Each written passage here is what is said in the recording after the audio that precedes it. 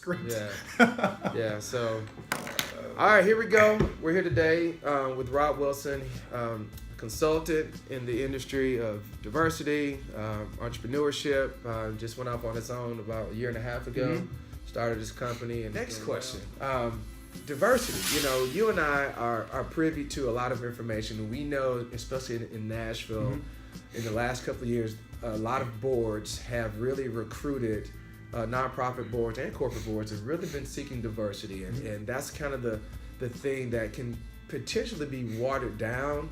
And then what also happens, there's only a handful of minorities in this city. And I think we get tapped to call kind of work, to do this work, and I want to warn folks out there, if you're getting that call to be on a board that you're not necessarily passionate about, just think about it. You know, make sure you just don't do it so you can get a check off the box. Make sure you're passionate about it. But I wanted Rob to share with us about diversity on boards and corporation and how it plays into the overall profitability of a successful company or small business. Yeah. So I think the main thing is what you're always looking for, whether it be board or whether it be, corporate or whatever the organization may be, is you're looking for, how does this relate to their business? And so to the degree that we're getting asked, as African American, leaders to be on some of these boards, I know what I look for, and I know you look for the same thing, is, what kind of impact are you looking for me to make on the board? And what kind of value am I bringing, both from a professional standpoint and my professional credentials, but then also absolutely, the diversity that I bring. And how do you see that diversity fitting in with, the goals that you have, as a board or as an organization as well? You hope that they have a good answer to those questions. And you hope that they're thinking about the market, they're thinking about who they serve. Certainly in the case of of a KIP, for instance, where predominantly the students are, African American, Latino. A lot of students come from disadvantaged backgrounds.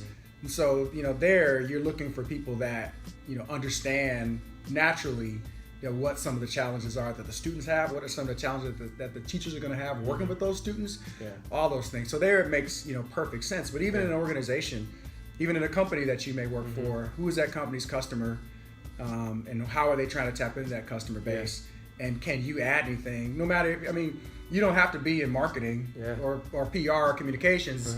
If you're sitting in that office, you have a perspective that might be valuable to that organization, attempting to reach, and achieve its goals by, expanding who they actually reach out to. That's right.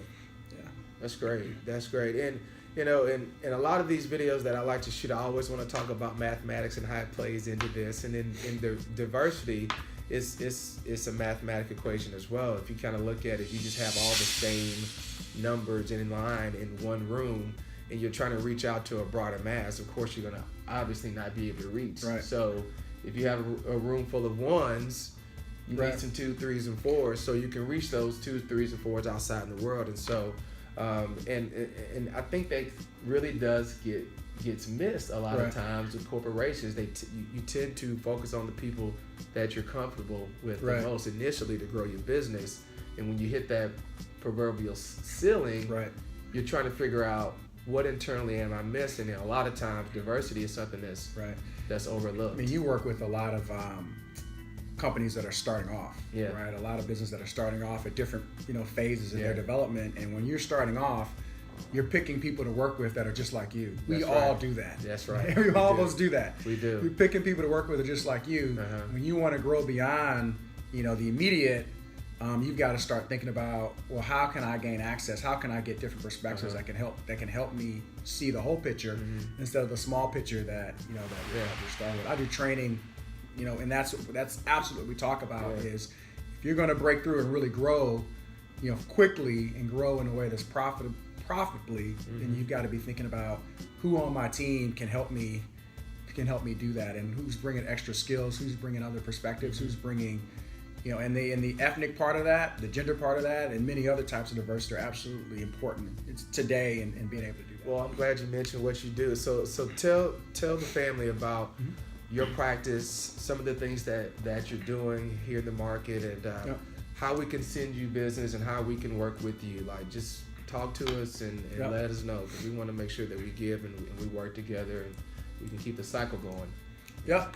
Name of my company is called Culture Shift Team, and we work with organizations big and small to help them make connections between the work that they do, the business that they do, whether it's nonprofit or for-profit, and the customer base that's out there. So in some ways, we're doing marketing and engagement and community engagement for organizations to help them reach kind of their target audience. So we do that, and in addition to that, we do kind of traditional diversity work with organizations to help them better understand how to leverage diversity to grow trust, improve their trust in their organization, be more innovative, and grow their business. So we kind of got two kind of work streams, if you will. One is traditional diversity consulting with organizations. The other piece is a little bit more operational, helping companies kind of make the connection to parts of their customer base that maybe they haven't been able to reach before. Okay, so if I'm out there today and I'm listening and watching this video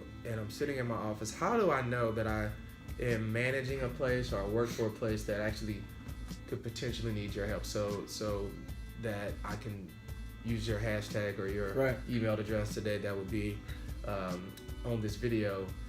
I can reach out to you. Give me a particular thing that could help you identify some business. Right. I'd say if you are specifically if you're a B2C customer, so if you're a business to direct to consumer organization, whether you're big or small, and ask yourself, where are your contacts coming from? Who are your customers? What does your customer base look like that?